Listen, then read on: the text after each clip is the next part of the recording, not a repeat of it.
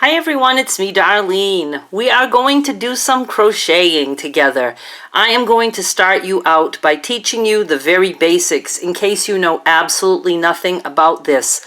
I do want to mention that there are many ways to do what I am about to do. If you can't figure out my way, please go look at other videos on YouTube. There are tons of them.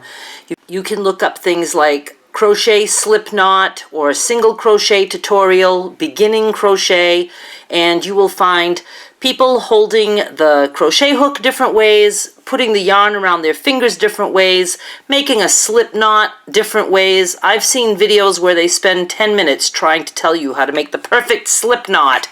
I want you to chill, it isn't that hard. This tutorial is going to show you the slip knot, the basic chain that you need anytime you start doing crochet, and we are going to do a little bit of single crochet. I will show you what turning means and how to cut the yarn to finish. Then after that, we're just going to have fun with different tutorials, and I will be teaching you many things. I'm just going to start by doing a slip knot. First, I'm just going to do one fast because I just want to show you what a slip knot is. It's just the kind of knot where, you know, the little loop will get smaller if you pull one end, or it will get bigger if you pull the other end. Now, some people want the loose end to be the one that makes it smaller. Some people don't care. I don't care. You can do whatever you want. But here's how I make one. I just go on my finger. I have the loose end here. I go on my finger and around my finger. And then I just lift this and I push that yarn through and I grab it. And that's where my hook is going to go. Like that. Easy as that. And then you just want to tighten it a little bit so it can still slide on your hook. So let me just show you again. I just go around my finger. I lift this up. If you want, you could just stick your hook in there and grab it that way. Like that. Now, another way I've seen it be done is you wrap it around your finger twice. Well, maybe a little bit closer to the end. 1, 2. Take the back one and put it in front. Grab this one and put it over your finger. And pull. I like my way better. Here's another way. Put the yarn on the table, loose end here, and make a loop. Lift the loop and grab that loose end. You want to hold both ends and pull. So those are a few ways to make a slip knot. I'm just going to do it on my finger again. I wrap it once, push the yarn through, and there's my loop. Now I'm going to show you how I hold my yarn. The reason we wrap the yarn around our fingers is because we want some control over the tension of the yarn. And I never know how I do it. I have to just do it. So let me just do it, and then let me look and see what it is that I do. I come up between my pinky and ring finger. So up between these two, and I wrap behind these two. Go over the middle finger, and then I go under that finger. And then this is how I hold my hook. You will see some people crocheting, holding the yarn far like this, far away from their finger, and just, you know, I don't know how they do it because I don't do it that way. They just grab the yarn like that. I crochet with the yarn on top of my finger, and I use my finger as like a place to rest my hook. I don't know if that's normal, but that's how I do it. And then that's how I make my chains. But let's start over. Let's start from the beginning. I'm going to make my knot. Put my hook inside. I get my hand all ready. Up between the finger, behind those two fingers, over this one, under that one. I turn my hand over. This is how it looks on this side. And then I'm going to hold this yarn. And now we're going to make our first chain stitch. So I'm just going to put my hook under this yarn. I'm going to grab it, hook it, and pull it through. That's chain 1. Let's do it again. Under the yarn, pull it through. That's 2. Let's do 10. Under the yarn, 3. Under the yarn, 4. Under the yarn, 5. 6.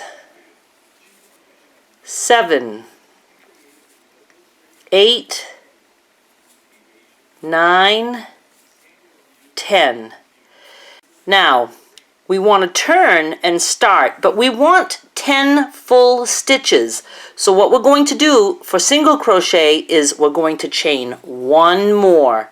And that's to give us room to turn, because we want to work 10 single crochets in this chain. Now let's look at the chain. You can see all the little V shapes. So here's 1 right here. There's our first one. 1, 2, 3. If you look and see the little bumps, let me get something else so I can show you. Here's 1 stitch right there. 1, 2, 3, 4, 5, 6, 7, 8, 9, 10. Now it looks like there's 11, but we're not going to be working in that first one because that's just there to turn around. So let me put my hook back in. And we're going to work our first single crochet by skipping the one that the yarn is coming out of. See, the yarn is coming out of this guy, so we're skipping that. We're going into the next one. We're going to put our hook under that strand of yarn, grab the yarn and pull it through. Now you have 2 loops on your hook. Go under your yarn, grab it and pull it through both. And that's your first single crochet. Now we're going to do it again. We go under the next one, yarn over, that's called yarning over, pull it through, yarn over, and pull through both loops. That's 2. Let's go again. Under, yarn over, pull through, yarn over, and pull through both loops. Next chain, pull through, yarn over, pull through both.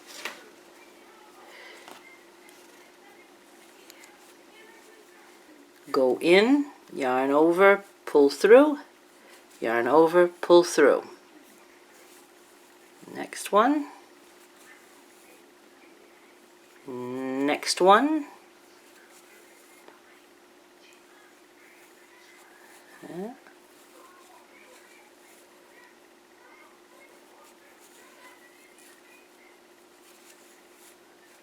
And this is our last one. We go in, pull, and there. Now I just want to see if you can understand what the pattern looks like, then you can always count and then you won't be screwed up. So we're going to count our V shapes. It's hard because he wants to turn 1, 2, 3, 4, 5, 6, 7, 8, 9, 10. And now, because we're doing single crochet, we want to chain 1 more time to turn. Now we're going to just turn this around. And at this point is where, things can go a different way. For the most part, a regular single crochet, you're going to put your hook under both, under that whole V. If you want a ribbed edge, and we'll be doing all those things, you would put your hook under just one side. You can even put your hook under just this side. There's so many things. I can't wait for us to do all these things. But for now, we're just going to put the hook now under that first V. We're going to yarn over and pull through. We have our 2 loops. We're going to yarn over and pull through both. That's 1. Under the whole entire little V, yarn over, pull through, yarn over, pull through. And then we're going to go under that whole V, yarn over, pull through, yarn over, pull through. We have 3 stitches now. 1, 2, 3. We're going to go do number 4. Number 5. Number 6. And you do have to readjust your yarn as you go in your hand. And, you know, when you're used to it, you don't have to be looking. You just know you're going to stick your hook right through there and it's going to come out at the right place. But, you know, at the beginning, you might want to be looking at it this way and say, oh, well, I'm going through there. But you're going to be able to feel it. It just goes right through there. So easy. Pull it up and go through both. Go under the V and through both. We have 2 more, see? 1, 2. Go under and through both. Next and last, under and pull through both. Now, let's pretend that you've just made an entire scarf and you're done. You would want to just cut your yarn. And I generally, you know, just pull the tail through that last loop like that. And then there are many different ways that you can finish the yarn after the project is done. I am going to, you know, not bother with that right now, but let's just say if this was a whole scarf, you could weave this in, like on the back side. You could just put your crochet hook through a bunch of these loops. I guess I am going to show you right now, aren't I? Grab that and pull that through. All those, or you could get like a big needle, a yarn needle, but you could just tuck that in. Just go through and do that until it's all tucked in. Or you could tuck it in that much and snip it. It's not likely that it's going to come out, but that's one method. Another way is, if you're worried that it will come apart, you can split your yarn and just get, there's 4 strands, it's a 4-ply yarn, split it. And then you can just anywhere put one of those through another piece of yarn. Then you're just going to tie a knot, like, you know, like you're tying a shoe. You can do it twice. Now you have a knot that's good and secure, and then you can hide your strand into your work and just weave it in.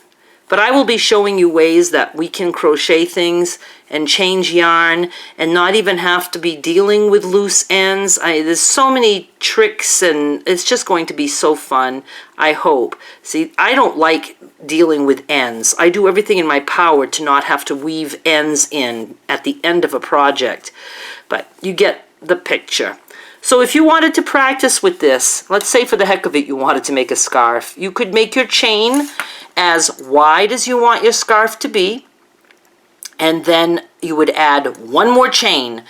So if you want your scarf to be 20 stitches wide, then you would do 20, and then 1 more chain at the end, 21, and then you would just work back and forth like we just did. And you would go for as long as you wanted the scarf, and then you tie off. Now, I'm using a pretty small hook for 4-ply yarn.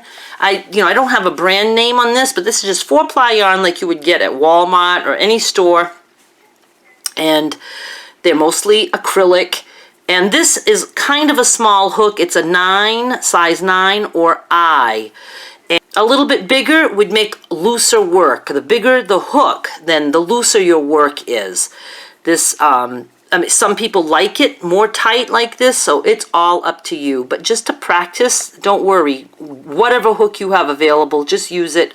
And I think the most frustrating thing at the beginning, and I don't know if I was ever frustrated by it because I've been crocheting since I was like maybe 9 or 10, but it can be frustrating to not know how you hold your yarn. And I would not be able to tell you if I'm not allowed to actually do it, because it's like, I don't know, I just do it, and I don't know what it is that I do, but it's obviously this is what I do. So just have fun with it. Please go watch some other tutorials, because other people might show you in a way that will make more sense. Learn the basics, and then I will take it from there. Thank you so much for watching. Bye!